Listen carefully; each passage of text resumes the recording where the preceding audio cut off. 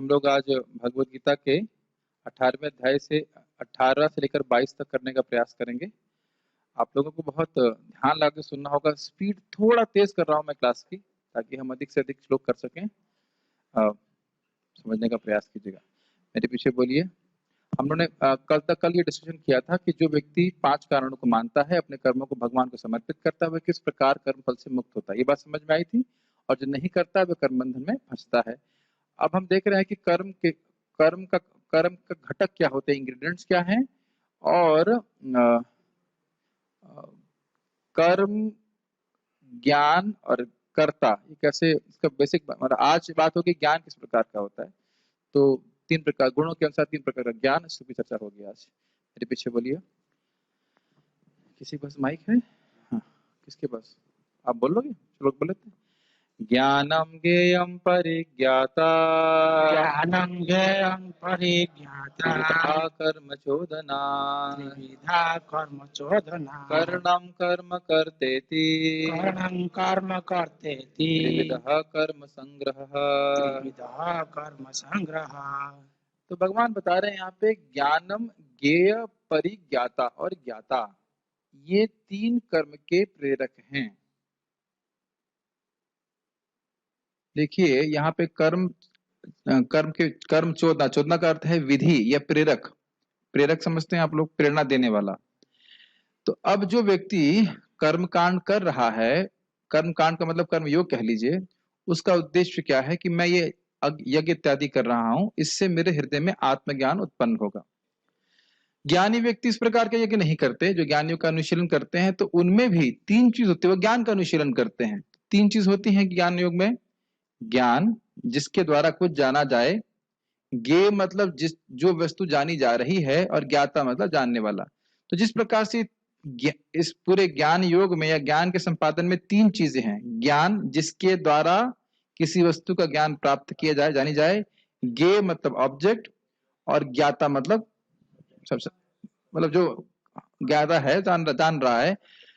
3 प्रकार की चीजें होंगी तभी व्यक्ति ज्ञान संपादित कर पाएगा। तो उसी प्रकार से इस जगत में तीनों जो चीजें हैं, उससे कोई कर्म होता है, कर्म करने के पीछे भी ही कारण होते हैं। तो उसी प्रकार से कर्म में 3 वस्तुएं होती है। कर्णम मतलब जिसके द्वारा कर्म किया जाए, वह कर्म स्वयं, और कर्ता।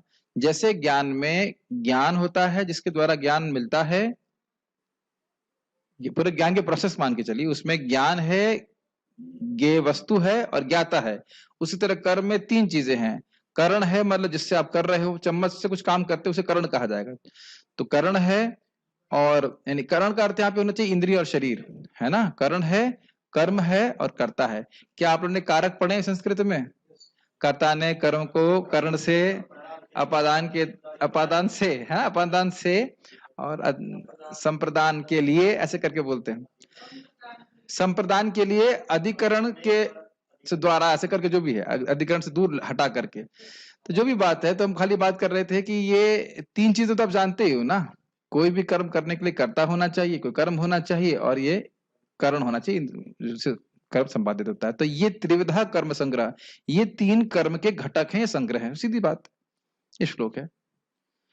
तो समझ में आ गया होगा। संस्कृत थोड़ा जाने रहेंगे, मतलब पढ़े रहेंगे तो और आसानी समझ में आ जाता है क्या बात बोल रहे हैं। ज्ञान, ज्ञेय और ज्ञाता, ये तीनों कर्म को प्रेरणा देने वाले कारण हैं। इंद्रियां यानी करण, कर्म तथा कर्ता, ये 3 कर्म के संगठक हैं। गीता भूषण टीका। जो 3 सिद्धांत ज्ञान कांड के शास्त्रों में कार्य करते हैं, वही कर्म कांड के शास्त्रों में भी लागू होते हैं। भगवान एक सनिष्ठ भक्त को शिक्षा दे रहे हैं जो कर्म करने में दक्ष और योग्य है। यह इंगित करता है कि कर्म में ज्ञान निहित होता है। इसका मतलब क्या है? मतलब यह है कि जो सनिष्ठ भक्त है, वर्णाश्रम की क्रियाएं, जैसे कि अग्निष्ट ज्योतिष्टोम यज्ञ, अग्निहोत्र यज्ञ, ये सब करता है, कार्य कर रहा है। तो उसमें कर्म है कि नहीं?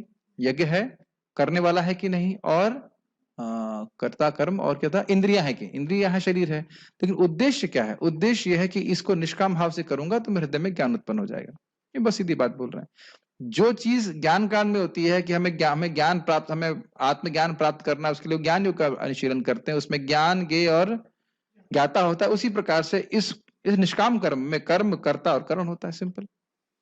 अब ये सब बातें बोल क्यों रहे हैं? क्योंकि अगर ये क्या चल रहा है आवाज? नहीं, फैन की आवाज है किसकी? मोटर बंद कर दीजिए। कहाँ थे हम लोग?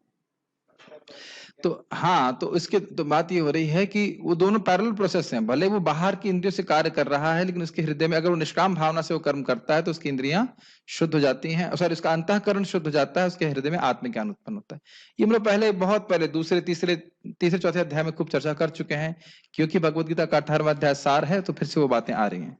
हाँ, मैं ये कह रहा था कि अगर ज्ञान गड़बड़ है, तामसिक राजसिक ज्ञान है, तो फिर कर्म भी वैसे होंगे और ज्ञान उत्पन्न नहीं होता।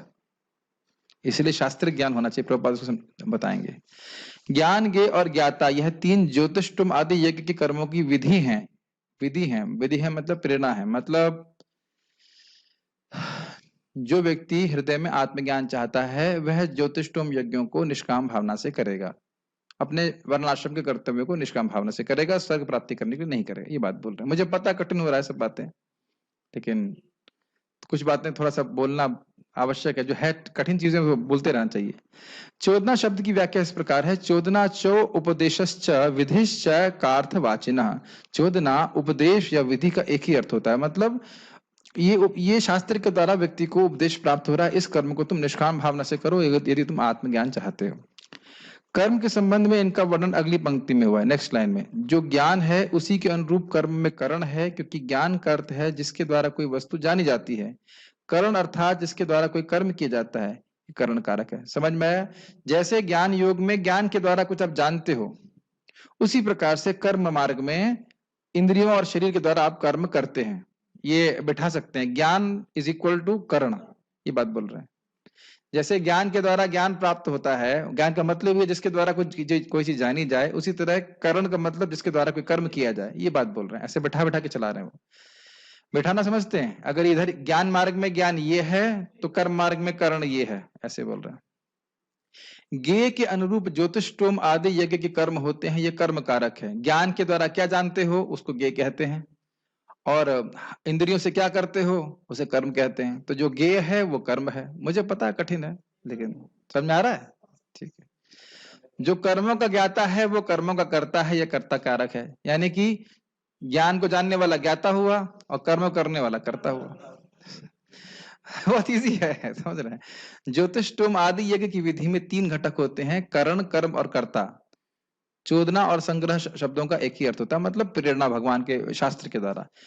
ये समझ में आ रहा है? किसी यज्ञ में 3 कारण होते हैं: करने की वाली इंद्रियां और यज्ञ की सामग्री इत्यादि जो कुछ भी है, और कर्म करने वाला है, यज्ञ करने वाला, सॉरी कर्म किया जा रहा है, यज्ञ, और कर्ता मतलब वो करने वाला। सिंपल है तात्पर्य। वैसे सिंपल तो लग रहा है, लेकिन पिछले साल मेरे को समझ में नहीं आई थी बात। ये पिछले साल जब मैंने इस पे प्रवचन किया था तो मैंने टीका नहीं पढ़ा था, क्योंकि उस वक्त में समझ में नहीं आ रहा था। ये कल समझ में आया है। कभी कभी समय लगता है समझने में। मुझे ही समझ में नहीं आ रहा था कि कहना क्या चाहते हैं, मतलब क्या मतलब क्या है, क्यों कह रहे हैं, क्यों कह रहे हैं इस बात को। तो उसका लिंक अभी समझ में आएगा आगे के श्लोकों से। भगवान, हमें वेट करना पड़ता है कुछ ज्ञान के लिए। तात्पर्य: दैनिक कार्य के लिए 3 प्रकार की प्रेरणा है: ज्ञान, ज्ञेय और ज्ञाता। ये तो बहुत इजी है। इस जगत में हम कुछ ना कुछ कार्य करते हैं, और उस वस्तु को जानने के लिए। देखो भाई जरा, ये पनीर सब्जी कैसी बनी है, देखने का क्या मतलब है? देखने का क्या मतलब है? क्यों भाई? परीक्षा करना, चेक करना। क्या मतलब है चेक करने का? टेस्ट करना। तो आप कुछ ज्ञान अनुभव करना चाहते हैं ना, अपनी ज्ञान इंद्रिय से उसको अनुभव करना चाहते कि नहीं? और ये तो एग्जाम्पल ऐसा, बहुत सारे कार्य देख लीजिए, हर चीज को करने के पीछे ये 3 कारण जरूर होते हैं। कुछ आप जानना चाहते हैं, कुछ अनुभव करना चाहते हैं, है कि नहीं? यही बात प्रपात कह रहे हैं। कर्म का उपकरण करण, स्वयं कर्म तथा कर्ता, ये तीनों कर्म के संगठक कहलाते हैं। ये तो समझ में आ गया आपका। कोई भी कर्म, उसमें एक आपकी इंद्रिय शरीर होना चाहिए, कर्ता होना चाहिए, और वह कर्म होता है। उसमें आसान है, मुश्किल बात नहीं। किसी भी मनुष्य द्वारा किए गए किसी के कर्म में ये ही तत्व रहते हैं। कर्म करने के पूर्ण नहीं होना चाहिए, पूर्व कुछ ना कुछ प्रेरणा होती है। ये लाइन समझ में आई आपको? कुछ करने से पहले कुछ इच्छा होती है ना कि किया जाना चाहिए इसको। आपको लग रहा है कि मैं बिना इंस्पिरेशन के भगवत गीता प्रवचन कर रहा हूं? कोई मुझे प्रेरित कर रहा है कि मैं मतलब भगवान प्रेरित कर रहे हैं कि इस प्रवचन को करो। शास्त्र के उपदेश के द्वारा हो रहा है, भगवान भी कर रहे हैं, दोनों ही बातें हैं, लेकिन प्रेरणा तो मिल रही है ना कि यहाँ पे आना है, क्लास देना है। Simple, isn't it? किसी भी कर्म से पहले प्राप्त होने वाला फल कर्म के सूक्ष्म रूप में वास्तविक बनता है, इसके बाद वह क्रिया का रूप धारण करता है। अच्छा, करना मत प्रभु से अगर मैं पूछूं कल आप सुबह क्या बनाएंगे, फॉर एग्जाम्पल, हाँ मॉर्निंग क्या बनाएंगे आप? लौकी कोफ्ता, चलो बन गया है, खा लिया आप लोगों ने भी? पता चल गया है पहले पहुंचेंगे। तो अब आप ये बताइए, लौकी कोफ्ता बनने से पहले क्या मन में लौकी कोफ्ता बना कि नहीं बना? ये बात प्रभुपाद कह रहे हैं। लौकी भी मन में आ गई, कोफ्ता भी बन गया, छौंक भी लग गया। गलत बोल रहा हूं? इतना होते हुए देखते हैं जीवन में कि नहीं? आप भी कुछ भी करेंगे, कि नौकरी करेगा, कोई कहेगा शादी करूंगा, तो शादी तो मन में पहले ही हो गई, उसको क्रियान्वित करते हैं शरीर के द्वारा, है कि नहीं? ये बातें समझ में आ रही कि नहीं आ रही? यही प्रपात कह रहे हैं कि मन में कुछ पहले, वो कर्म पहले मन में बनता है कि हाँ मुझे काम करना है, उसके बाद आके काम करता है, सीधी बात। क्लियर है ना? इसके बाद वह क्रिया का रूप धारण करता है। पहले मनुष्य को सोचने, अनुभव करने तथा इच्छा करने जैसी मनोवैज्ञानिक विधियों का सामना करना होता है, जिसे प्रेरणा कहते हैं। और यह प्रेरणा चाहे शास्त्रों से प्राप्त हो या गुरु के उपदेश से एक सी होती है। ये बहुत सुंदर लाइन प्रपात कर रहे हैं। देखिए, आपके मन में इच्छा आ रही है कि मैं भक्तों के लिए बनाऊंगा ये, तो ये प्रेरणा स्वाभाविक से बात है, शास्त्र से, वैष्णवों से आ रही है। हर व्यक्ति कल सुबह उठ करके किसी भक्तों के लिए प्रसाद नहीं बना रहा है, खाना तो खा रहा है, खाना बना रहा है, लेकिन क्या वो भक्तों के लिए भोग बनाएगा, प्रसाद बनाएगा? तो ये बहुत इंटरेस्टिंग बात है। Everybody is inspired in this world, हर व्यक्ति को प्रेरणा मिल रही है, लेकिन आप जानते हो कि प्राय लोगों को प्रेरणा कैसी मिल रही है? रजोगुण, तमोगुण, सतोगुण, जिनका संग उनने पिछले जन्मों में किया है। तो जो बहुत भाग्यवान व्यक्ति है उसको प्रेरणा मिलेगी। और इसके अलावा और भी तो प्रेरणा मिल रही ना, मन में इंस्पिरेशन मिल रही कि मैं सुबह उठूंगा, मंगल आरती जाऊंगा, जप करूंगा, isn't it? तो ये सब कहां से प्राप्त हो रही है परशुराम? मंगल आरती जाऊंगा, ये प्रेरणा कहां से मिल रही है? यस, श्रवण कर रहे हैं शास्त्र से, भगवत गीता से, भक्तों से, तब हमें इस प्रकार की प्रेरणा मिले, नहीं तो ऐसी प्रेरणा मिलेगी नहीं। मन में कभी संकल्प नहीं आएगा कि मुझे मंगल आरती जाना है या जप करना है। तो इसलिए शास्त्र का श्रवण बार बार आ रहा है, बहुत इंपॉर्टेंट है, ताकि हमको प्रेरणा मिले। क्या आप ऐसा अनुभव नहीं करते, जब भी हम नाम की महिमा, हम भागवतम से सुनते हैं, तो इच्छा होती है कि हम नाम जप करें? ये अनुभव देखा है आपने हृदय में? जब भी आप सुनेंगे आपको लगेगा हाँ मुझे जप करना चाहिए, जप करना चाहिए। जैसे कदम कानन महाराज बता रहे थे कि नाम की महिमा उन्होंने पढ़ी, कहा तुरंत मैंने अपनी माला निकाली और 4 माला एक्स्ट्रा कर लिया जैसे मैंने सुना कि कोई धोखेबाजी में भी भगवान को प्रणाम करता है तो 100 जन के पाप नष्ट करते हैं, तो ऑफिस से गया, मंदिर में तुरंत प्रणाम करके आया, दूसरों को दिखाने के लिए। तो आप देख रहे हैं कि ये हमारे जीवन में अगर सच्चा ज्ञान हमें प्राप्त करना है तो शास्त्र के द्वारा हमें सच्ची प्रेरणा प्राप्त हो सकती है। लेकिन हर व्यक्ति को कुछ ना कुछ प्रेरणा मिलती तभी वो कार्य करता है। जब प्रेरणा होती है और जब कार्य होता है तो इंद्रियों की सहायता से, जिससे मन सम्मिलित है और जो समस्त इंद्रियों का केंद्र है, वास्तविक कर्म संपन्न होता है। किसी कर्म के समस्त संगठनों को कर्म संग्रह कहा जाता है। तो समझ ही रहे हैं इसको कि हमने कुछ सुना, हमारे मन में इच्छा है, वही इच्छा हमारी प्रेरणा के रूप में है, और प्रेरणा प्रेरित होकर के हम इच्छा करते हैं कि हमें काम करना चाहिए। और उसके बाद फिर आप जानते हो, हमने इच्छा किया, फिर भगवान ने प्राण को एक्टिवेट किया, फिर मन एक्टिवेट हुआ, फिर इंद्रियां एक्टिवेट हुई, और उसके बाद कोई कार्य होता है। तो बहुत इजी है, समझ में आ गया होगा। किसी भी कर्म के 3 घटक क्या देखे आपने? कर्ता, कर्म और करण। सिंपल। अच्छा, अब अगला वाला श्लोक तो और आसान है, अब आसान है, अब कठिन कुछ भी नहीं है। मेरे पीछे बोलिए। ज्ञानम कर्म च कर्ता च, ज्ञानं कर्म च कर्ता च, त्रिधैव गुणभेदतः, दैव गुणभेदतः, उच्यते गुणसंख्याने, उच्यते गुणसाङ्ख्याने, यथावत् शृणुतान्यपि। यथावत् शृणुतान्यपि। अब इंटरेस्टिंग है, क्योंकि किसी भी कर्म में ये 3 घटक हैं, कर्ता, कर्म और करण, और साथ साथ ज्ञान भी। तो अब ये देखो, भगवान ये कह रहे हैं, अब लिंक समझ में आ रहा है। भगवान ने बताया कि ज्ञान ज्ञेय और ज्ञाता और कर्ता, कर्म और करण, ये किसी कर्म के संगठक मान लीजिए, सभी कुछ मिला करके। तो अब इनका अलग अलग स्वरूप है, इन लोगों का अलग अलग गुणवत्ता है गुणों के अनुसार, और इसके अलग अलग प्रभाव हैं, तो यह व्यक्ति समझे और उसके अनुसार कार्य करे। इस उद्देश्य से भगवान ये बात बोल रहे हैं। मेरी बात समझ रहे हैं? ज्ञान भी कैसा हो गया? रजोगुणी तमोगुणी सतोगुणी। कर्ता हो गया रजोगुणी तमोगुणी सतोगुणी, उसके बाद कर्म हो गया रजोगुणी सतोगुणी तमोगुणी। तो उसके अनुसार ही फल व्यक्ति को प्राप्त होगा। तो इस ज्ञान को समझ करके व्यक्ति क्या करेगा? कम से कम सात्विक रूप से कार्य करने का प्रयास करे। ठीक है, ये लिंक समझ में आ रहा होगा। ज्ञानम कर्म च कर्ता च त्रिधैव गुण भेदतः, गुणों के अनुसार, गुण का मतलब है रजोगुण तमोगुण सतोगुण के अनुसार ज्ञान कर्म और कर्ता होते हैं। त्रिधैव का मतलब होगा 3 प्रकार के। प्रोच्यते गुण सांख्याने, प्रोच्यते मतलब अच्छे से कहा जाता है, गुण सांख्याने का मतलब कह रहे हैं विभिन्न गुणों के अनुरूप, यथावत शृणुतानपि, जैसे जैसे गुणों के अनुरूप ये ज्ञान कर्म और कर्ता होते हैं, उसको तुम मुझसे यथावत सुनो। इजी। अब आप लोग अगर भगवत गीता के 18वें अध्याय का पारायण करेंगे, तो जब इन श्लोकों का आप पारायण करेंगे तो इनका अर्थ आपको अपने आप समझ में आने लग जाएगा। अभी यहाँ समझाया जा रहा है और आप रोज रोज पारायण करें 18 अध्याय को, तो जहां तक पढ़ाया गया उतने श्लोक आपके मन में आता रहेगा। हाँ, ये बोला था, ये बोला था, ये बोला था, ऐसे करके कर रहे हैं कोई लोग पारायण? कितने लोग कर रहे हैं 18 अध्याय का? 1 2 3, और कौन कर रहा है? 4। पारायण समझते हैं संस्कृत को बोलना बारो, तो ये सब बहुत जरूरी। इससे फिर आपको श्लोक जो है अच्छे से समझ में आएगा। जो चैप्टर पढ़ाया जाए उसको पारायण करने का प्रयास कीजिए। प्रकृति के 3 गुणों के अनुसार ही ज्ञान कर्म तथा कर्ता के 3 भेद हैं। अब तुम मुझसे इन्हें सुनो। अब आप सोच सकते हो ये सब पढ़ने की क्या जरूरत है? अपने चित्त को देखिएगा। हम अपने चित्त को देखें कि हम कौन से ज्ञान के प्रति, कौन से कर्म के प्रति, कौन से प्रति आकर्षित हो, और मैं स्वयं किस प्रकार का करता हूं। और दूसरे व्यक्ति के अंदर भी देखने का हमें प्रयास करना चाहिए कि है तो वो आत्मा, लेकिन इस समय किसी विशेष गुण से प्रभावित होने के कारण वो इस प्रकार से कर्म कर रहा है। ये सब बड़े इंटरेस्टिंग एप्लीकेशंस हैं इस श्लोकों के। मेरे हम पढ़ते हैं भगवद गीता के 14वें अध्याय में गुणों का वर्णन करते समय भगवान ने कहा था तत्र सत्वम निर्मलत्वाद आदि शब्दों के द्वारा यह प्रदर्शित किया था कि विभिन्न गुणों के अनुसार किस प्रकार के विभिन्न बंधन उत्पन्न होते हैं। कुछ कुछ याद आ रहा है?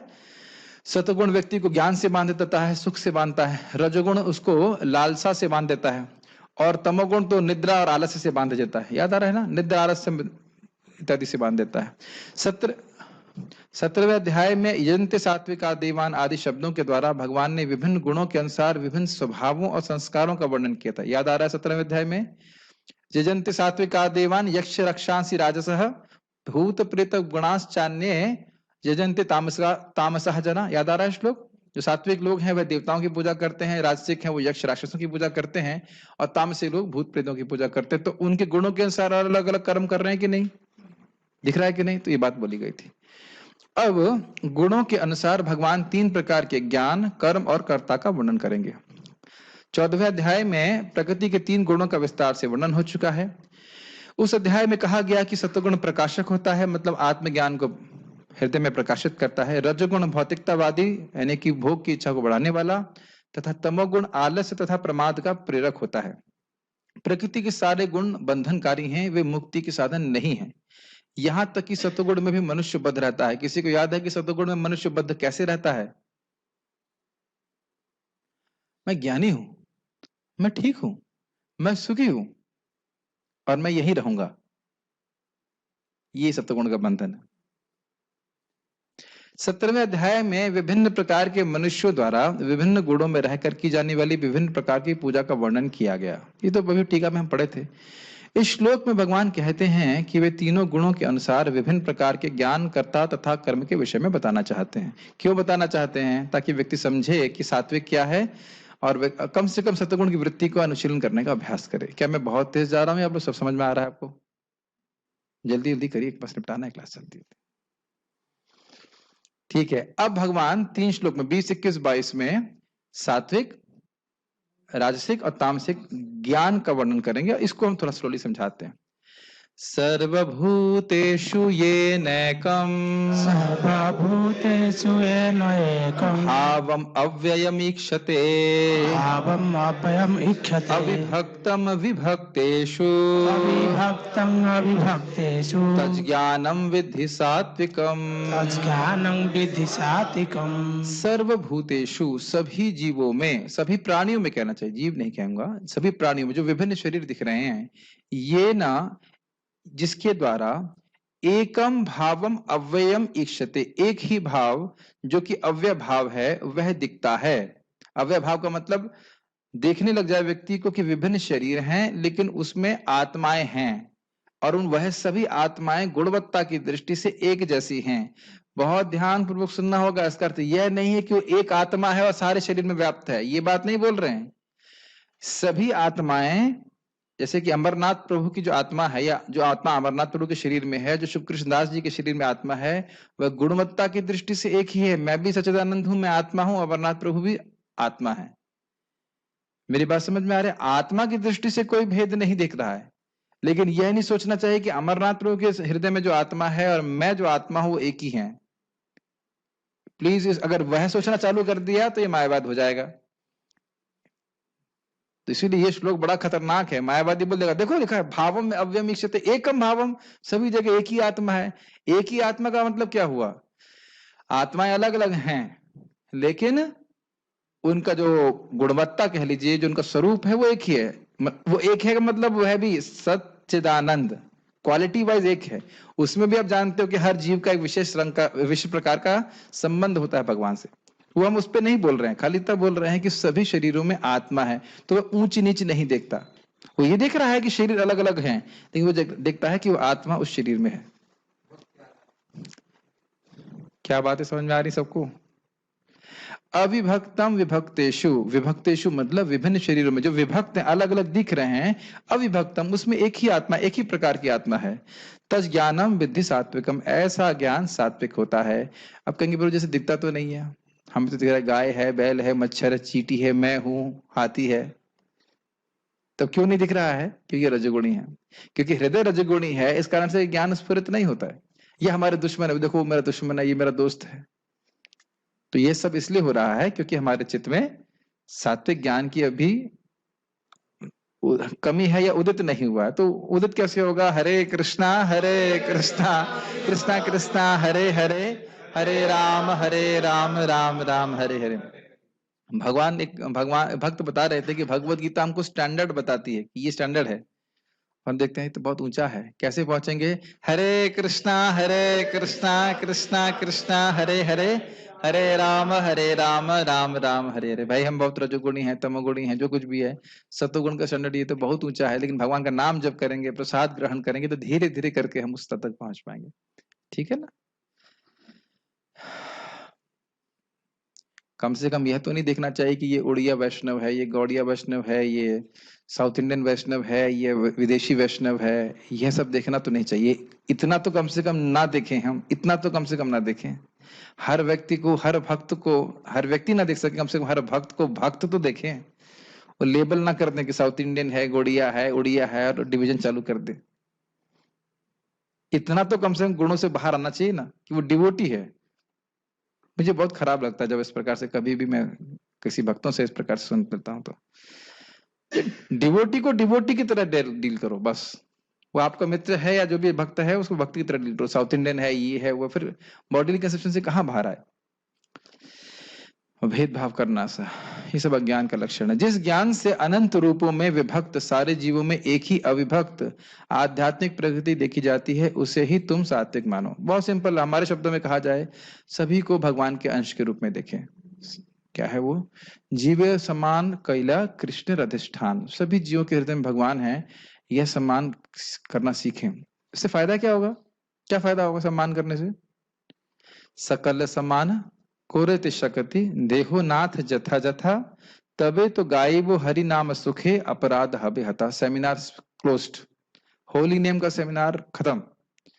अगर हम नाम में रुचि प्राप्त करते हैं, करना चाहते हैं, तो हमें सभी को सम्मान देने की भावना होनी चाहिए। ये आप कहते हो प्रभु जी हमें तो आप देते नहीं हो, आप तो हमेशा हर किसी को सम्मान नहीं देते हो।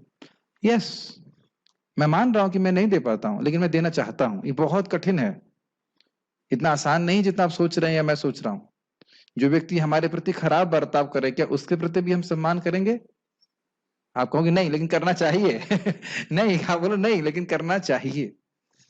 दिस इज वेरी डिफिकल्ट, इसीलिए शक्ति मांग रहे हैं, शक्ति मांग रहे हैं गुरु से, वैष्णवों से। वेरी डिफिकल्ट, क्योंकि हम स्वाभाविक रूप से राजसिक तामसिक होने के नाते ये भेद देख लेते हैं, ये व्यक्ति में नीचा है, मैं ऊंचा हूं, ये या वो ऊंचा है मैं नीचा हूं, ऐसे करके भावना देख लेते हैं। गीता भूषण टीका। यह श्लोक सात्विक ज्ञान का वर्णन करता है, जिस ज्ञान के द्वारा व्यक्ति एक अविनाशी जीव अर्थात अव्ययम एकम को क्रमशः विभिन्न विनाशी शरीरों में अर्थात सर्वभूतेषु यथा देवताओं, इंसानों और अन्य शरीरों में देखता है।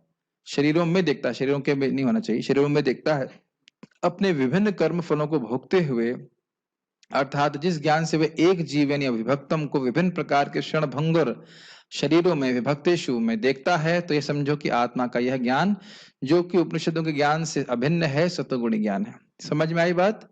विभिन्न शरीरों में विभिन्न आत्माएं अपने कर्म फल अनुसार भोग प्राप्त कर रही हैं। वह सब भगवान के अंश हैं, उनमें कोई भेद आत्मा की दृष्टि से नहीं है, चाहे वो चंडाल के शरीर में हो चाहे वो ब्राह्मण के शरीर में। ऐसा ज्ञान सात्विक ज्ञान कहलाता है। क्या ये समझ में आ रहा है या कुछ कठिनाई हो रही है? उद्धव प्रभु क्या है, जरा माइक दीजिए, क्या है सात्विक ज्ञान? थोड़ा बताइए जितना भी समझ में आए। विभिन्न शरीर में जी वो आत्मा जो होते हैं वो भगवान की भक्ति करते हैं। भगवान को ठीक नहीं, और कोई प्रयास करेगा? पार्थ कृष्ण प्रभु।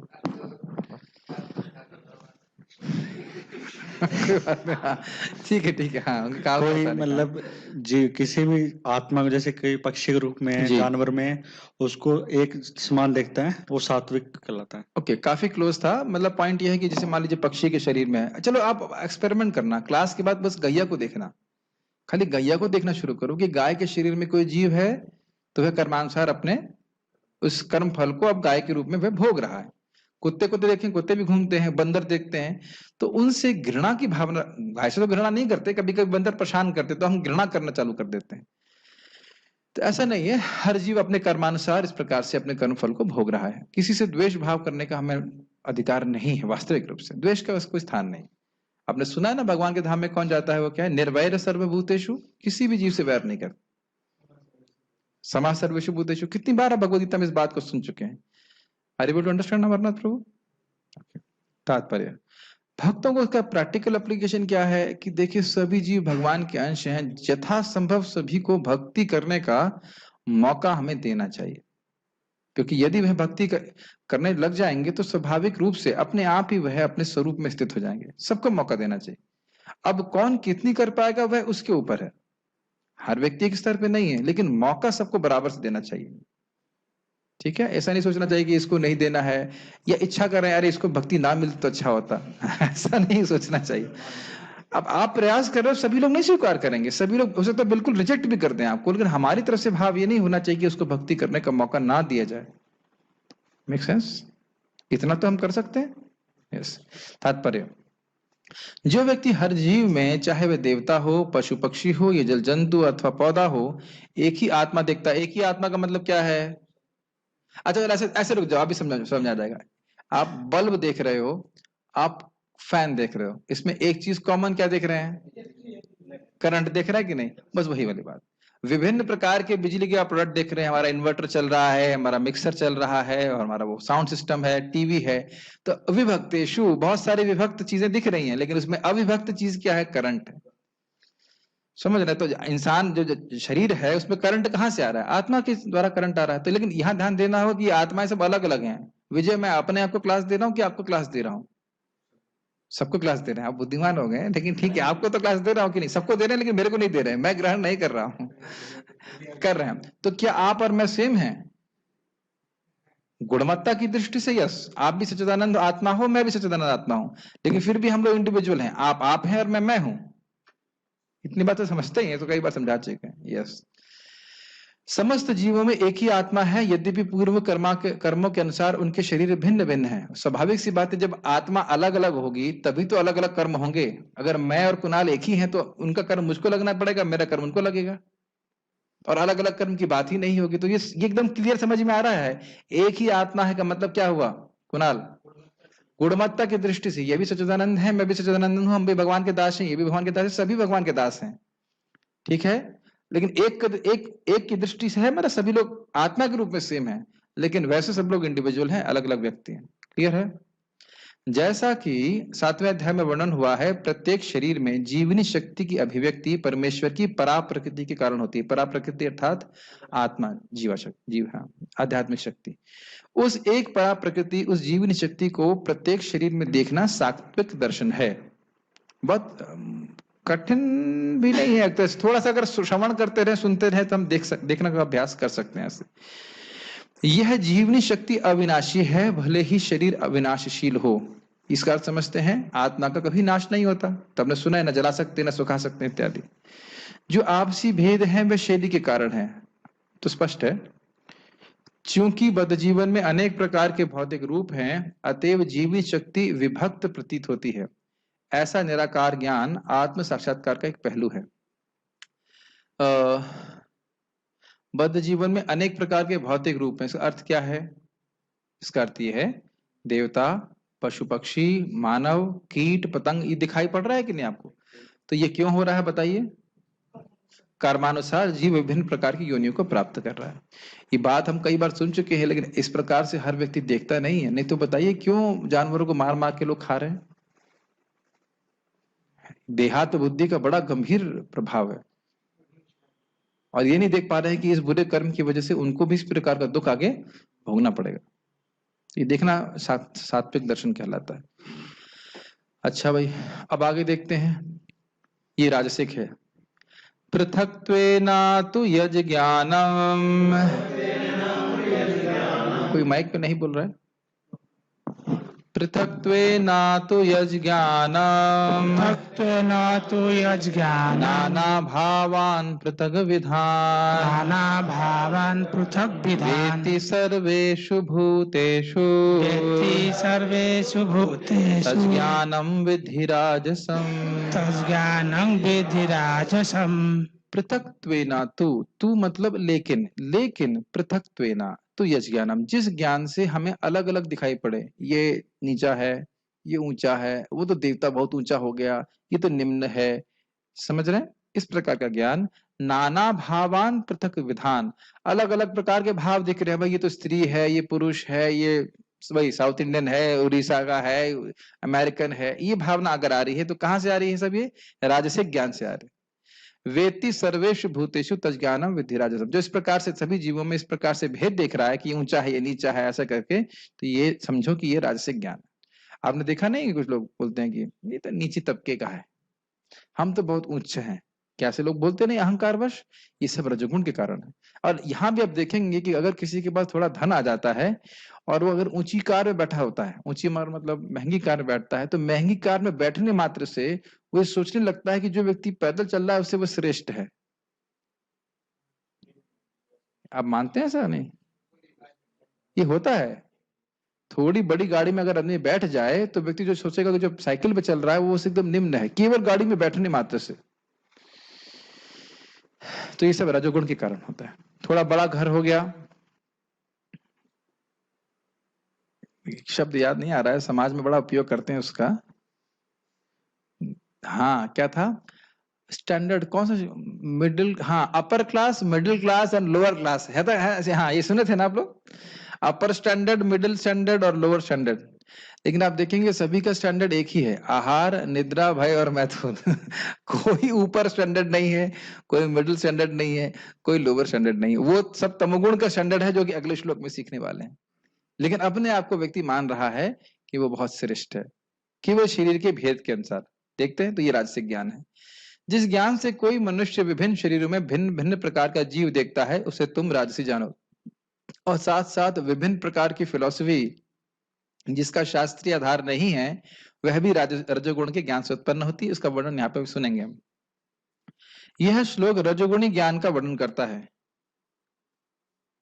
रजोगुण के ज्ञान से व्यक्ति यह स्वीकार करता है कि एक भिन्न जीव अर्थात पृथक्त्वेन क्रमशः विभिन्न प्रकार के शरीरों को धारण कर रहा है, जैसे देवता, मनुष्य और अन्य पशु पक्षी इत्यादि। ये लाइन समझ में आई आपको?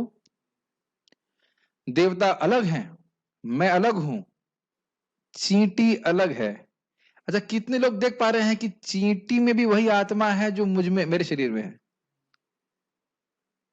एक माता जी देख पा रही हैं, 2 लोग।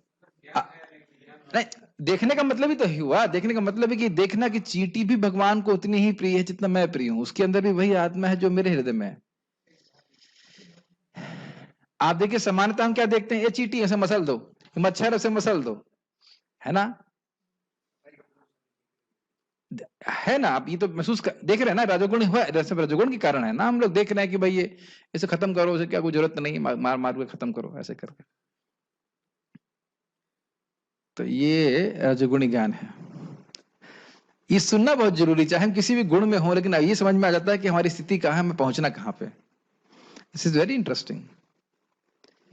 एक व्यक्ति मैंने डांट लगाया, आप उस दिन प्रसादम आप लोग शुरू ही किए थे, बोला ये जनरल डिवोटी आ गए ना इसलिए प्रसादम कम पड़ गया। मैंने बहुत डांट लगा, तू बड़ा स्पेशल है तुम बहुत स्पेशल हो, कितनी नाम रुचि तुमको प्राप्त हुई जो बोले तुम बड़े स्पेशल हो, ये जनरल। फिर क्षमा कर, क्षमा कर। हमने कहा ब्रह्मचारी मतलब हम लोग को तो भिक्षा लेकर के खाना मांगने जाना चाहिए, ये मतलब स्थिति होती थी ब्रह्मचारी की। तो चलो वो तो नहीं कर रहे हैं, प्रभुपाद की कृपा से वो नहीं करना पड़ रहा है, लेकिन वो करना होता तो हमको कोई नहीं टिक पाता, नहीं ना। लेकिन बाहर से कोई गेस्ट आए हैं तो हमारे अतिथि हैं, उनकी हमें सेवा करना चाहिए। तो ये कहना कि जनरल हैं, आउटसाइड डिवोटी, सब रजोगुण है, सब रजोगुण है, हम श्रेष्ठ हैं। जहां ये भावना आ गई कि मैं दूसरों से श्रेष्ठ हूं, रजोगुण एकदम सीधे, कोई इसमें आप और फिट नहीं कर सकते। जैसे सोच लिया कि मैं दूसरों से श्रेष्ठ हूं, रजोगुण। किसी भी तरह से सोचा कि मैं श्रेष्ठ हूं तो आप उसमें आए, फिल इन द ब्लैंक्स करने की जरूरत नहीं, मोड ऑफ पैशन, किसी भी तरह से श्रेष्ठ नहीं। ठीक है, तो समझ में आ रहा है ऊंच नीच देखने का कारण क्या है? सोचने अलग अलग व्यक्ति वहां पे इस प्रकार से उपस्थित है। इसका अर्थ है कि व्यक्ति सोचता है कि जीव का नाश शरीर के नाश के साथ ही हो जाता है। ये तो स्पष्ट देख ही रहे हैं, पिताजी मर गए, नहीं खत्म हो गए, ये शब्द यूज करते हैं, पिताजी खत्म हो गए, जबकि हम देख रहे हैं कि जिसको पिताजी बोल रहे हैं वो तो लेटा हुआ सामने है कि नहीं। प्रभात कितना उदाहरण इसको देते हैं ना, जिसको आप पिताजी कह रहे हो वो तो अभी लेटा हुआ है, तो कौन चला गया? आत्मा चला गई, और आत्मा को आपने देखा ही नहीं, तो फिर रो किसके ले रहे हैं? शरीर तो सामने पड़ा हुआ है। तो वो भेद नहीं देख पा रहा है, वो समझ नहीं पा रहा है कि वो है कौन। मेरे स्टूडेंट है, वो उसके पिताजी मर गए तो किसी से बात ही नहीं करना चाहता, इतना दुखी। अरे भाई समझना चाहिए ना, तो मतलब है बताइए इसका। ये सब रजोगुण के कारण है। साथ ही रजोगुण के कारण जो ज्ञान है उसमें व्यक्ति विभिन्न प्रकार के मतामतों को स्वीकार करता है। पहले चीज आपने क्या देखी रजोगुणी ज्ञान का? शरीर को ही मैं मानना, ठीक। और दूसरा आप यहां देख रहे हैं कि शास्त्र के आधार से छोड़ करके बहुत सारे मतामत आ जाते हैं। इस जगत में आप देख रहे हैं ना, बहुत सारी फिलॉसफी आ रही है जिनका वेद आधार नहीं है, तो अपने मन से बना बना करके वह फिलॉसफी प्रस्तुत कर रहे हैं। यह सब भी राजसिक ज्ञान आता है, ठीक है। जैसे लोकायत, जैन, बौद्ध, मायावाद सिद्धांत और न्याय इत्यादि, इनका वर्णन किया जाएगा। कुछ सिद्धांत किस प्रकार से हैं, और किस नहीं होना चाहिए, इस प्रकार होना चाहिए, इस प्रकार से हैं। शरीर ही आत्मा है, ये सिद्धांत गलत है। क्या शरीर आत्मा है? नहीं है, लेकिन वो ऐसा सोचते हैं। तो ये सब क्या वेद के अनुसार है? नहीं है। तो ऐसा सोचते हैं, तो अपने मन से उत्पन्न उपज है उनकी, तो ये राजसिक ज्ञान है। दूसरा, आत्मा शरीर से भिन्न है फिर भी शरीर के आकार का है, ये जैन सिद्धांत है। जैसे जितना बड़ा शरीर है उतनी बड़ी आत्मा। क्या ये हम लोग हंसेंगे क्योंकि भगवत गीता तो ऐसा कुछ नहीं बोल रही है। तो आप जानते हो कि जैसे एक ट्यूब लाइट है वो पूरे रूम में प्रकाश उत्पन्न करती है, उससे आत्मा का जो वो परिमाण है वो कितना है? बाल के अग्रभाग का 10,000 पार्ट, लेकिन उसकी रोशनी जो चेतना के रूप में वो शरीर में व्याप्त रहती है, ये बात है। लेकिन ये अर्थ नहीं कि आत्मा जैसे हाथी का शरीर है तो हाथी के बराबर आत्मा, चींटी का शरीर है तो चींटी के बराबर आत्मा। हाँ, हाथ कट गया तो आत्मा कट गई क्या फिर? तो ये सब बहुत हास्यास्पद बातें हैं, लेकिन ऐसा लोग ऐसा कन्विंस्ड हैं, पूरा संप्रदाय इसके ऊपर हो सकता है। दूसरा, आत्मा केवल क्षणिक ज्ञान मात्र है, ये बौद्ध है। मतलब शरीर समाप्त और सब कुछ समाप्त, जीरो हो जाएगा सब कुछ। बड़ा कॉम्प्लिकेटेड, जितना क्लियर भगवत गीता है उतना क्लियर कोई सिद्धांत नहीं है। कर्म को समझने के लिए, आत्मा के स्वरूप को समझने के लिए एकदम भगवत गीता बड़ा स्पष्ट है, लेकिन ये सब सिद्धांत हैं जब राजसिक हैं। आत्मा भगवान है और शाश्वत ज्ञान से युक्त है और कुछ भी नहीं। ये मायावाद है, तब जानते ही मायावाद में बोलते हैं कि तुम भगवान थे, माया ने तुमको पकड़ लिया, अभी तुम भूल गए हो कि तुम भगवान हो। अब तुम जब याद कर लोगे कि तुम भगवान हो तो तुम भगवान हो जाओगे। और उनसे पूछो कि भाई जब हम भगवान थे और तब माया ने पकड़ लिया, तो अब माया क्यों छोड़ दी कि जब भगवान नहीं है? तो इस प्रकार तो बेवकूफी की बातें हैं। तो ये सब इस प्रकार से राजसिक ज्ञान है। और ध्यान, फिर से रिपीट करूंगा, लोग स्वीकार करते हैं इनको क्योंकि उनका खुद का चित्त राजसिक है। इस प्रकार से आत्मा जो शरीर से भिन्न है वह चेतना से युक्त है, परंतु वह सर्वव्यापी है और 9 प्रकार के गुणों का आश्रय देने वाली है। ये तार्किक सिद्धांत है। इसके हमने नोट में डाला हुआ, इसका मतलब क्या है? नोट देखिए, तार्किक लोग कहते हैं कि असंख्य शाश्वत जीव हैं, तो ये तो हम लोग भी कहते हैं, यहाँ तो कोई दिक्कत नहीं है, परंतु वे सर्वव्यापी हैं। सर्वव्यापी मतलब हर आत्मा, जैसे प्रेम कृष्ण प्रभु पूरे जगत में व्याप्त हैं और मैं भी पूरे जगत में व्याप्त हूं। आप स्वीकार करते हैं? माइंड बॉगलिंग है, कैसे लोग बोल सकते हैं ना सर्वव्यापी हैं? क्यों शानू प्रभु, आप यहाँ पे भी हैं, घर पे भी हैं? ऐसा नहीं है, बिल्कुल अनुभव की विपरीत बात बोल रहे हैं और पता नहीं लोग कैसे स्वीकार कर लेते हैं। अच्छा चलो भाई, क्यों कह रहे थे? देखिए, ना कि सूक्ष्म, हम लोग तो बोल रहे हैं ना कि आत्मा छोटी है, या मध्यम परिमाण की, माध्यम नहीं होना चाहिए, माध्यम नहीं मध्यम होना चाहिए, स्पेलिंग मिस्टेक, मध्यम परिमाण की। मतलब देखा था ना कि कुछ लोग बोल रहे हैं शरीर के साइज की है और हम लोग बोल रहे हैं एकदम छोटी है, तो कहते हैं ना आत्मा सर्वव्यापी है और ना छोटी है और ना एकदम मिडिल साइज की है, दोनों ही नहीं है। क्यों? उसमें वो लॉजिक लगाते हैं, इसीलिए इनको तार्किक कहा जा रहा है। क्योंकि अति सूक्ष्म वस्तुओं को मन के द्वारा अनुभव नहीं किया जा सकता, जबकि आत्मा का अनुभव मन के द्वारा किया जा सकता है, इसलिए आत्मा सूक्ष्म नहीं हो सकती। ये इनका तर्क है, इनका तर्क है, ऐसा बात सत्य नहीं है। और मध्यम परिणाम की वस्तुओं का विनाश हो जाता है। जो वस्तु मतलब से मान लो ये ग्लास है तो इसका एक साइज है, तो उसको नष्ट किया जा सकता है, और आत्मा शाश्वत है, इसलिए इस लॉजिक से आत्मा का मध्यम परिमाण भी नहीं है। तो क्योंकि सूक्ष्म नहीं है और लिमिटेड साइज भी नहीं है, तो इसलिए आत्मा क्या है? इनफाइनाइट साइज की है। अरे मैं प्रीचिंग नहीं कर रहा हूं, मैं खाली बोल रहा हूं उनका सिद्धांत, ये सब बकवास है। आत्मा सूक्ष्म है, आत्मा शाश्वत है, लेकिन हम सब लोग सूक्ष्म है और भगवान के हमेशा अधीनस्थ रहते हैं, हम कभी भगवान नहीं है। इस तरह के ये सब ज्ञान कहाँ से आ रहा है? ये सब रजोगुण के कारण लोग इस प्रकार की बात सोच रहे हैं, जबकि आत्मा शाश्वत होती है, इसलिए निश्चित रूप से यह आत्मा सर्वव्यापी है। तो ये सब उनके तार्क हैं, उसके अनुसार इसका कोई आधार नहीं है, शास्त्र आधार नहीं है, अपने मन से वो बोल रहे हैं। इसको जहां तक मुझे स्मरण आ रहा है, शायद वेद स्तुति में बोला गया है एक श्लोक में, इस बात को खंडन करने के लिए। आज मुझे समझ में आया कि वहां पे क्यों बोला गया है। कई बार प्रभुपाद को कोट करते हैं कि यदि कहा जाए कि आत्मा सर्वव्यापी है तो फिर वो आपके कंट्रोल में नहीं रह सकती, ऐसा करके। मुझे पूरा याद नहीं इसलिए मैं भी बोल नहीं सकता पूरा, लेकिन है वेद स्तुति में ये बात बहुत सुंदर सी। और जब कभी भगवान ने चाहा उसको पढ़ेंगे तो, कितना बड़ा प्रोजेक्ट है ना भागवतम को पूरा पढ़ना। भगवत गीता पढ़ने में कितना समय लग गया? 1.5 साल और more than year, isn't it? जुलाई में शुरू किया था मैंने, अभी क्या चल रहा है? अक्टूबर चला है, केवल 700 श्लोक पढ़ने के लिए। अभी वो पढ़ नहीं पाए, अभी इतना समय लग गया। भागवतम तो करते करते फिर हमारे शायद बुढ़े हो जाएंगे। खैर चलिए, जो भी है, तात्पर्य यह धारणा है कि भौतिक शरीर ही जीव है और शरीर के विनष्ट होने पर चेतना भी नष्ट हो जाती है, यह राजसिक ज्ञान है। स्पष्ट है, we are not the bodies. जो सोचता है कि हम शरीर हैं, ये सब राजसिक है। इस ज्ञान के अनुसार एक शरीर दूसरे शरीर से भिन्न है, क्योंकि उनमें चेतना का विकास भिन्न प्रकार से होता है, अन्यथा चेतना को प्रकट करने वाली पृथक आत्मा न रहे। क्या बोल रहे हैं? इस ज्ञान के अनुसार एक शरीर दूसरे शरीर से भिन्न है, क्योंकि उनमें चेतना का विकास भिन्न प्रकार से होता है, अन्यथा चेतना को प्रकट करने वाली पृथक आत्मा न रहे। मैं थोड़ा नहीं समझ पा रहा हूँ, इंग्लिश में क्या लिखा है देखना पड़ेगा उसको। शरीर स्वयं आत्मा है और शरीर के परे कोई पृथक आत्मा नहीं है। इस ज्ञान के अनुसार चेतना अस्थायी है।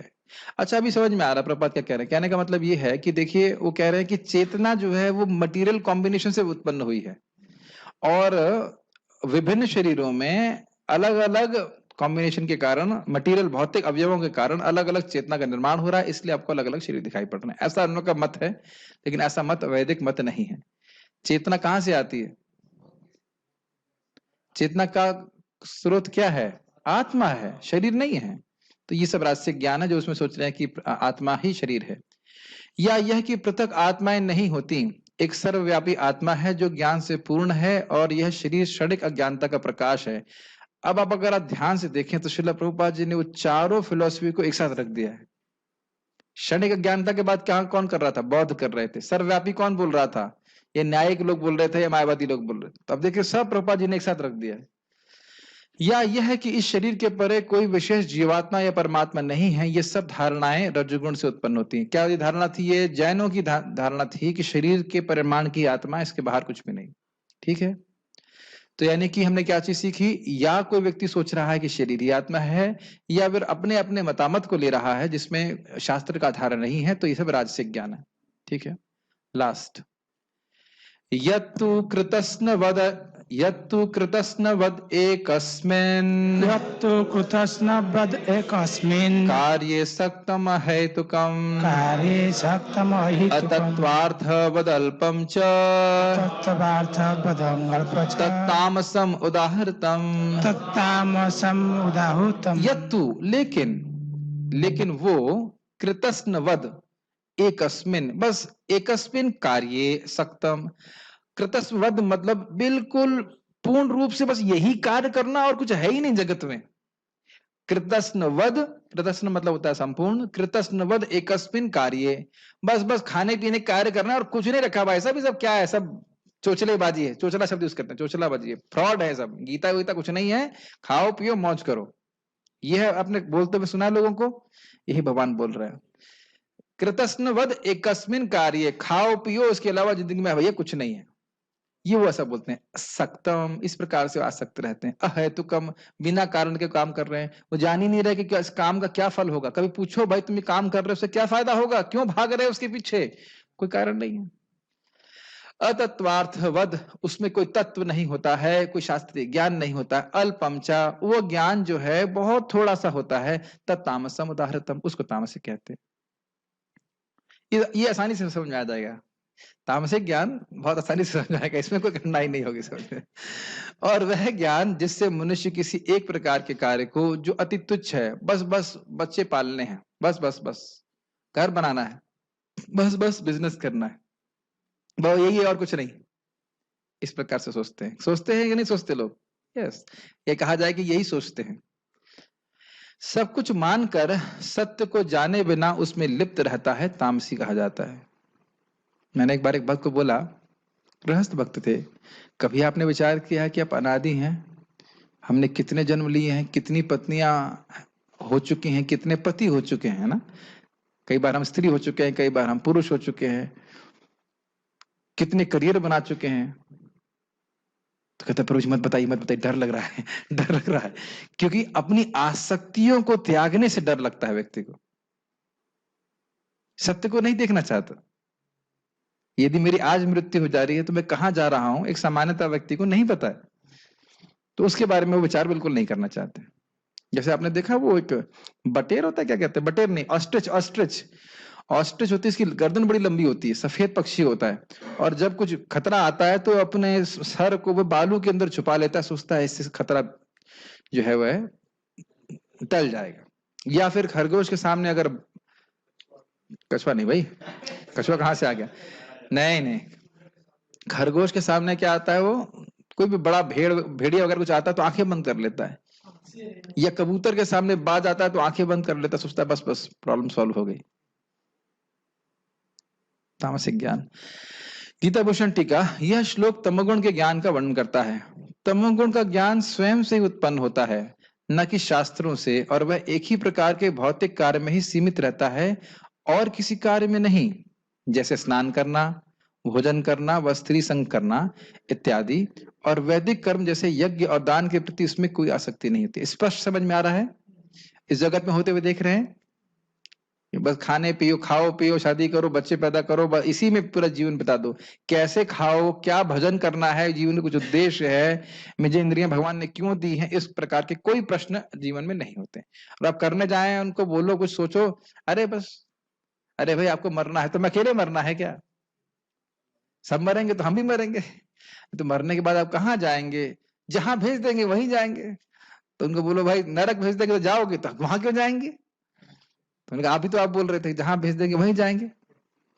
तो प्रश्न नहीं करता, तो कुछ करना पड़ेगा कि नरक में ना जाए, कि अपने मन से बस आप नहीं जाएंगे। अब सुने थे ना, अनिष्टम इष्टम मिश्रम, जब पता ही नहीं कि कर क्या रहो, एकादशी में अन्न खा लोगे नरक नहीं जाओगे? बिल्कुल जाओगे, 100% जाओगे। क्यों नहीं जाओगे? मेरे बाप भी जाएंगे ऐसे कहना चाहिए। नहीं, सही में मेरे बाप भी जाएंगे। अगर एकादशी में खा लिया अन्न तो मैं तो जाऊंगा ही, और पितर भी जाएंगे सारे। एक व्यक्ति बोला प्रभु जी, इसमें पितरों का क्या दोष है? दोष है, ऐसे लड़का पैदा ही क्यों किया? बहुत बड़ा दोष है। इसीलिए पितृ परंपरा, संस्कार की परंपरा है, बच्चे को सिखाया जाए कि बचपन से एकादशी करे। कहते हमारे बच्चे नहीं करते तो क्या करें? तो हमने कहा जाओगे नरक, फिर क्या करेंगे? ऐसे बच्चे पैदा ही क्यों किए जो एकादशी नहीं करते? उन्हें खिलाओ, अन्न मत खिलाओ और वस्तुएं खिलाओ। तो मैं खाली कहना चाह रहा हूं कि क्या खाना चाहिए, क्या करना चाहिए, उन्हें कुछ पता ही नहीं है इसके बारे में। देखिए, हम निंदा नहीं कर रहे हैं, भक्तों को, भक्त लोग सब ज्ञान बता करके लोगों को समझाते हैं। आप देखो ना, हमारे जैसे राजकुमार प्रभु हैं, माता जी हैं, तो आप भी तो हमारे गौशाला में काम कर रहे हो। अब यहाँ पे आ रहे हैं तो आप ही लोग जप करना शुरू कर रहे हैं। क्यों कर रहे हैं? क्योंकि आपने श्रवण किया। बाकी लोगों को हम रोक रहे हैं बताइए किसी को? ये इस समय कोई काम दे रहे हैं आप पार्थ कृष्ण प्रभु? कोई काम नहीं दे रहे। लेकिन अगर कोई व्यक्ति स्वयं से, अब नीचे भी आ गया है तो सब लोग क्लास में आ सकते हैं, अब उसके बाद भी कोई ना आना चाहे तो क्या कह जाएगा बताइए? मैं ये नहीं कह रहा हूं कि आप दोनों लोगों को सारी बात समझ में आती है, सारी बात समझ में आती है ऐसा तो नहीं कह सकते, लेकिन ये तो समझ में आता है कि हरे कृष्णा कृष्णा कृष्णा हरे हरे, हरे राम राम राम हरे। इसी से उद्धार हो जाएगा। हरे कृष्ण मंत्र जप करना है, भगवान का प्रसाद खाना है, भगवान को प्रणाम करना है, इसी से उद्धार हो जाएगा। इतना तो समझ में सभी को हो जाता है कि नहीं? बाकी बातें समझ में आए या नहीं आए। और इतना भी समझ में आता है कि मुझे अपना जीवन पशु के समान नहीं बिताना है, भगवान की भक्ति करनी। इतना तो सबको समझ में आता है कि नहीं?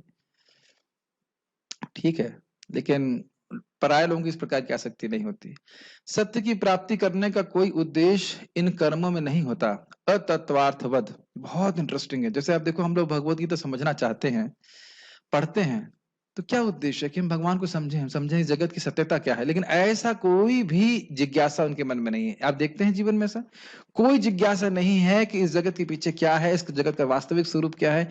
कोई प्रश्न इस प्रकार का मन में नहीं आता। यस, हम कहां से आए हैं, मरने के बाद कहां जा रहे हैं, ये इंद्रियां मुझे क्यों दी गई हैं, कई बार इस बात को हम बोल चुके, कोई प्रश्न नहीं है। और ध्यान देना होगा कि हम भक्तों को भी प्रचार हम कर सकते हैं, लेकिन ऐसे लोगों का अधिक संग करेंगे तो हमारी बुद्धि भी उसी प्रकार से चलने लग जाएगी, खाओ पियो ऐसे करके। आज एक वक्त से मिला जो हमारे यहाँ पहले रहते थे इधर, कितने बजे उठ चुके थे? 7 बजे। क्या बोलेंगे? कितना देखिए दुर्भाग्य है ना, कितना बड़ा दुर्भाग्य है। और वह पशुओं के ज्ञान की तरह नगण्य होते हैं। कितना ज्ञान होता है पशुओं को? शानो, कभी कभी कभी ऑब्जर्व किए कितना ज्ञान होता है पशुओं को? कुछ भी नहीं, कोई प्लानिंग नहीं है। कुत्ता बस यही सोचेगा कि बस रोटी अभी मिल जाए, बंदर यही सोचेगा रोटी मिल जाएगी। इस प्रकार से मनुष्यों का ज्ञान है। मैं इसलिए ज्यादा फोकस कर रहा हूं कि प्राय लोग तमोगुण में ही रहते हैं कि नहीं। कौन भक्त मुझे बता रहे थे अभी कि तो प्रसाद, यादवपति प्रभु बता रहे थे कि वो प्रसाद कुछ तो था, कुछ तो जो भी था प्रसाद में एक्स्ट्रा था या कुछ खा नहीं पाए, वो डस्टबिन में फेंक दिया था ट्रेन वाला जो बाहर डस्टबिन था उसमें से निकाल के व्यक्ति खा रहा था। खैर प्रसाद खा रहा था अलग बात है, ठीक है, वो तो कोई दिक्कत नहीं, लेकिन सामान्यतः वो अन्य खाना भी इसी प्रकार से खाता होगा। और अन्य लोगों को भी ये तो यदि बहुत खराब है। अन्यथा जो लोग तथाकथित रूप से धनी भी हैं, वो देखो ना, स्त्रियां शराब पी रही, सिगरेट पी रही। मैं तो आंखों से देखा पहली बार। मैं हम नोएडा जा रहे थे, गाड़ी चला रही थी स्त्री और सिगरेट पी रही थी, एकदम मेरे को झटका लगा था ऐसे, टू मच फॉर मी।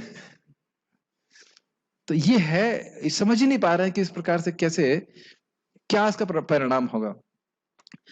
तो कोई पशु की तरह जीवन जी रहे हैं। और जैसे भौतिक स्नान करना, और वो भी कर लें तो जैसे आप देख सकते हैं गाय यहाँ पे स्नान नहीं करना चाहती, वही स्थिति अब इंसानों की भी है, चाहते हैं कि स्नान कम से कम करना पड़े ना, सेंट पेंट करके बिता दें। और खाने के बारे में तो कोई विचार ही नहीं कि क्या खाना चाहिए। तात्पर्य तो ये तामसिक ज्ञान समझ में आ रहा है ना आसानी से? ठीक है। तात्पर्य सामान्य मनुष्य का ज्ञान सदैव तामसी होता है। सदैव मतलब शास्त्र नहीं पढ़ा तो तमोगुण में जाना इसका डिफॉल्ट मोड है। डिफॉल्ट मोड समझते हैं, नेचुरल। क्योंकि प्रत्येक बद्ध जीव तमोगुण में ही उत्पन्न होता है। किसी को बहुत अच्छा महाराज बोल रहे थे कि छोटा बच्चा एकदम पशु की तरह होता है, उसको अगर अपना घर पूछा जाए घर कहाँ, तो घर भी नहीं ढूंढ पाएगा, नहीं ढूंढ पाएगा ना। और इसीलिए महाराज बोल रहे थे कि किस प्रकार से मेले में एक प्लेट टांग दी जाती है कि इनके पिताजी का नाम ये है, वो पिता का नाम भी नहीं बोल सकता। तो हम सभी लोग तमोगुण में तो पैदा होते हैं। ऐसे तो हम लोग पैदा हुए नहीं कि अधातु ब्रह्म जिज्ञासा जन्मादि तो बोलते हुए तो पैदा हुआ नहीं कोई। हाँ, सुखदेव गोस्वामी तो हम है नहीं, तो सभी लोग तमोगुण में पैदा होते हैं, कुछ पता नहीं करता। जो व्यक्ति प्रमाणों से या शास्त्रीय आदेशों के माध्यम से ज्ञान अर्जित नहीं करता, उसका ज्ञान शरीर तक ही सीमित रहता है, मतलब शरीर की क्रियाओं के तक ही सीमित रहेगा। उसे शास्त्रों के आदेशानुसार कार्य करने की चिंता ही नहीं होती। ये सोचिए, ये तो छोड़ दीजिए, शास्त्र जैसी कोई चीज है भी, ये भी पता नहीं था हम लोगों को। कितने लोगों को पता था ये बात? शास्त्र जैसे आप तो बहुत ही कम लोग ऐसे हैं जिन्हें पता हो कि भगवत गीता क्या है, भागवत क्या है, मुझे कैसे जीना चाहिए, नहीं पता था ना। इसलिए ध्यान दीजिएगा कि भूलिए मत इस बात को। श्रवण करना बहुत जरूरी है। हम स्वाभाविक रूप से रजगुणी और तमोगुणी ज्ञान से प्रभावित होने के लिए इंक्लाइंड रहते हैं, इसलिए हमें सुनना होगा। नहीं तो लगेगा अरे वैष्णव क्यों खिला रहा हूं, मेरा पैसा खर्च हो रहा है। स्वाभाविक है सोचना ऐसा। राजसिक ज्ञान, सात्विक ज्ञान या भक्ति का ज्ञान होगा तो हानि नहीं, ये तो इन्वेस्टमेंट है, भक्तों की सेवा कर रहा हूं, एक प्रसादम की बात ही नहीं, बहुत कुछ भी और भी जो कुछ है वो शास्त्र के अनुसार होना चाहिए। उसके लिए धन ही ईश्वर है और ज्ञान का अर्थ शारीरिक आवश्यकताओं की तुष्टि है। खाना पियो, खाओ पियो, सो जाओ, बस।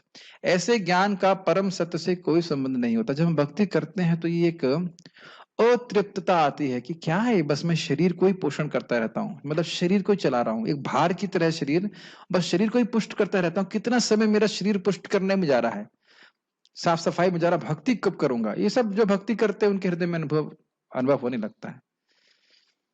ये बहुत कुछ साधारण पशुओं के ज्ञान तथा खाने सोने रक्षा करने तथा मैथुन करने का ज्ञान जैसा है। ये तो आप जानते ही हैं। आहार निद्रा भय मैथुनम चा सामान्य में तद पशु भी नराणाम धर्मो हितेशाम अधिको विशेषो धर्मेण ही ना पशु भी समाना। आहार निद्रा भय और मैथुन ये इंसान जानवर में कॉमन है। जब हम धर्म की जिज्ञासा करते हैं कि मेरा कर्तव्य क्या है भगवान के प्रति, तब हमारा इंसान का जीवन शुरू होता है। ठीक है, ऐसे ज्ञान को यहाँ पर तमगुण से उत्पन्न बताया गया है। दूसरे शब्दों में इस शरीर से परे आत्मा संबंधी ज्ञान सात्विक ज्ञान कहलाता है। जिस ज्ञान से लौकिक तर्क तथा चिंतन द्वारा नाना प्रकार के सिद्धांत तथा वाद जन्म ले राजसी है, और शरीर को सुखमय बनाए रखने वाले ज्ञान को तामसी कहा जाता है। समझ में आ गया? प्रभुपाद ने बहुत अच्छा कंक्लूजन दिया। सात्विक ज्ञान मतलब आत्मा को देखें, राजसी मतलब बहुत सारे चिंतन चल रहा है, ये मत है वो मत है, शास्त्र आधार नहीं है, और तामसिक मतलब कैसे खा लें पी लें बस चला लें। कोई प्रश्न किसी भक्त का है तो मैं ले सकता हूँ। Any question sir? बहुत सारे क्वेश्चन है। बिगनर्स को भगवत गीता को कैसे पढ़ना चाहिए? क्योंकि बहुत ज्यादा समझ में नहीं आता है, और पूरी तरह ना समझ में आए तो समान रूप से पढ़ते रहे। हाँ, पढ़ते रहिए, और जब आप भगवान की भक्ति करते रहेंगे तो अपने आप बातें समझ में भी आती हैं। श्रवण वैसे सबसे अच्छा है, जब पढ़ें, जब श्रवण करें, फिर उसके बाद उसको नोट्स को पढ़ें, उसके बाद अधिक समझ में आता है। नहीं सही समझ में आ रहा तो पूछ लें। क्या आसक्ति को त्यागना आसान है, या हमें सिर्फ अपनी तरफ से कोशिश जारी रखे, बाकी भगवान जी की कृपा करेंगे? कोई और रास्ता हो तो बताने की कृपा करें। बहुत सिंपल है। देखिए, भगवान की भक्ति कैसी है? खाना खाने जैसी। जब आदमी खाना खाता है तो उसको तुष्टि होती है, मतलब बड़ा अच्छा लग रहा है, पुष्टि मिलती है, शरीर में बल मिलता है, और शुद्ध पायो, भूख शांत हो जाती है। उसी प्रकार से भगवान की भक्ति करते हैं तो भगवान का अनुभव मिलता है। भक्ति परेशानुभव विरक्ति अनिचित, भगवान की भक्ति बढ़ती है और भगवान से अलग वस्तु से विरक्ति हो जाती है। तो जितनी अधिक अधिक भक्ति करेंगे उतना स्वाभाविक रूप से हमारा जगत से विरक्ति हो जाएगी। भगवान में आसक्ति को बढ़ाना चाहिए तो जगत से आसक्ति अपने आप समाप्त हो जाती है। भक्ति में आने से पहले एकादशी पर अन्न खाने वालों को क्या होगा? कुछ नहीं होगा। अब एकादशी करिए, बच जाएंगे। स्पाइडर को मरना सही है क्या? इस पर मैं विचार कर रहा था कि स्पाइडर होने ही नहीं देना चाहिए। आप देख सकते हैं कि स्पाइडर से पहले वो एक जाला सा बनता है, उसको साफ करते रहेंगे तो स्पाइडर नहीं आती है कि नहीं? साफ सफाई रखेंगे तो कॉकरोच इत्यादि और कीड़े वीड़े नहीं आएंगे। अब जो लोग आलस करते हैं और जाला साफ नहीं करते, उनको मकड़े मारने पड़ेंगे, ठीक है कि नहीं? प्रयास करें, उनको डरा दीजिए। डराना तो आसान है ना, थोड़ा डरा दीजिए तो चले जाएंगे, क्योंकि फिर वो वक्तों को भी काट सकते हैं ऐसा करके। तो थोड़ा सा सफाई करते हुए चलेंगे तो सब कीड़े वीड़े नहीं आते। ठीक है, बस यही तो प्रश्न है, और कौन से प्रश्न है? ओह, ऊपर वाले प्रश्न मैंने देखे नहीं, रुक जाइए। प्रत्येक लोक में जीव हैं, तो क्या प्रत्येक लोक में भगवत धाम, प्रत्येक लोक से भगवत धाम को जा सकते हैं? ये कहना मुश्किल है, लेकिन लोग जा भी सकते हैं और नहीं भी जा सकते। जो भगवान का स्मरण जनरली, जब ब्रह्मलोक की बात करें तो ब्रह्मा जी की जब मृत्यु होती है तो वहां से भगवान के धाम चले जाते हैं। तो क्या कहा जाएगा, जा सकते हैं। जो भगवान की भक्ति जो भी करेगा भगवान के पास जा सकता है। कॉकरोच को मारना गलत है, कॉकरोच को पालना गलत है। क्यों पाल रहे हैं गंदगी, उनको भगा दीजिए, उनको, है कि नहीं? जनरली लोग सड़ाते रहते वस्तुओं खाने को, इसीलिए सब कीड़े भर जाते हैं वहां पे। देखिए, इस जगत में हम हिंसा को मैंने जीरो नहीं कर सकते, मिनिमाइज करना चाहिए। हमारे आश्रम में तो कॉकरोच है इतना, मैंने तो देखा नहीं आश्रम में, नहीं ना। चींटी तो है, वो चींटी तो आपको प्रयास करना चाहिए उसका, वो तो अपने आप ही घूमती रहती है, क्या कर सकते हैं। हम कई बार जिनके साथ रहते हैं उनमें गुण और दोष के कारण उन कारण अपने आप को उच्च नहीं मानते हैं, जबकि गीता चर्चा में सुना था कि ये माया है। तीनों गुणों का बंधन बहुत जटिल है। कब होगा? ओके, जब आप 16 माला करेंगे तब। 16 माला नहीं करेंगे तो निर्वैर सर्वभूतेषु कैसे हो जाएगा? बिगिनर्स टू भगवद गीता को कैसे ये हो गया आगे? ठीक है, भगवान से कैसे कनेक्ट हो सकते हैं? हरे कृष्णा कृष्णा कृष्णा हरे हरे, हरे राम राम राम हरे हरे। भगवान की भक्ति के नवधा प्रोसेस में किसी भी तरीके से और सर्वश्रेष्ठ तरीका उनके नामों के उच्चारण के द्वारा भगवान से कनेक्ट हो सकते हैं। भगवद गीता को सुनते हैं, भगवान से कनेक्ट होते हैं। भगवान का प्रसाद खाते हैं, भगवान से कनेक्ट हो सकते हैं। लेकिन सबसे अच्छा तरीका है भगवान के नामों का उच्चारण करना। सीधे जुड़ते हैं आप, क्योंकि भगवान और भगवान के नाम में कोई अंतर नहीं है। भले अभी हम समझ नहीं पा रहे हैं, लेकिन हर व्यक्ति जो भगवान का नामोच्चारण कर रहा है वो सीधे भगवान से कनेक्ट कर रहा है। कोई और प्रश्न है क्या यूट्यूब के ऊपर? प्रभु जी हरे कृष्ण। श्री विग्रह को आलिंगन करना सही है क्या? यह कोई तरीका नहीं है। प्रभुपाद जी इसको बताए नहीं कि भगवान को, जो भगवान का विग्रह उसको आलिंगन करे। सब लोग राग मार्ग पे ना जाएं, विधि मार्ग में ऐसा नहीं करते। बाकी हमारे यादवपति प्रभु तो है कि नहीं पता नहीं, वो बता सकते हैं। ऐसा नहीं कि हमने कभी नहीं सुना इस तरह से श्री विग्रह को आलिंगन करना, नहीं बोलते ना, कभी नहीं करना है ना, नहीं। ठीक है, और कोई प्रश्न है? प्रभु जी, अगर कोई अच्छा डिवोटी है, 4 नियमों का पालन भी करता हो, लेकिन कदाचित माया से प्रभावित होकर अगर कोई एक नियम उसे टूट जाता है तो क्या होगा उसका? उसके बाद क्या करना चाहिए? 9.30 पढ़ लीजिएगा कि महान से महान गलत कार्य भी किसी भक्त से हो जाए तो भी, और स्वाभाविक सी बात है, माया में रह रहा है तो माया से प्रभावित हो ही सकता है, उसको भगवान की भक्ति ही करनी चाहिए। ध्यान देना यह होगा कि भक्ति छोड़ के अगर वह कोई भी और प्रायश्चित कर रहा है तो भक्ति देवी के प्रति अपराध है। क्योंकि वो उसका फिर यह सोचना हो जाएगा कि भक्ति देवी से, भक्ति मार्ग से कोई और मार्ग अधिक श्रेष्ठ है जो उसको शुद्ध कर सकता है। तो भगवान की भक्ति ही करता रहे, गलती हो चाहे कुछ भी हो। ठीक है, और कोई प्रश्न है?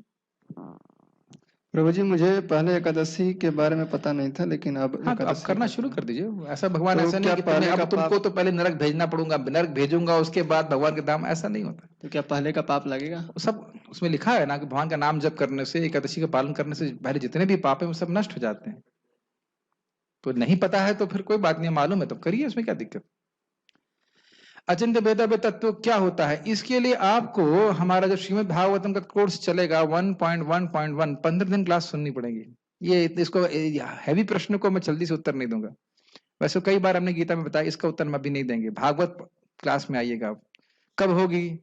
जब भगवत गीता पूर्ण होगी। भगवत गीता पूर्ण कब होगी? अब मैं प्रश्न करता हूँ, कार्तिक के बीच में। वो कब पूर्ण होगा? मे बी अराउंड 10 अक्टूबर तक अगर क्लास चलती रही तो पूर्ण हो जाएगा। ठीक है, वो आज एक अच्छा ये टॉपिक है, इसको इसी टॉपिक को समझाना है हमको 1.1.1।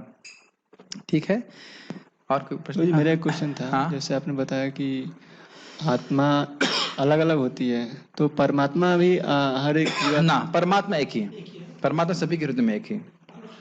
आत्मा सभी अलग अलग हैं, लेकिन परमात्मा अपने आप को एक ही रूप में विस्तार करते सब जगह। ठीक है, अच्छा, ठीक। श्रीमद् भगवद गीता की जय, श्रील प्रभुपाद की जय।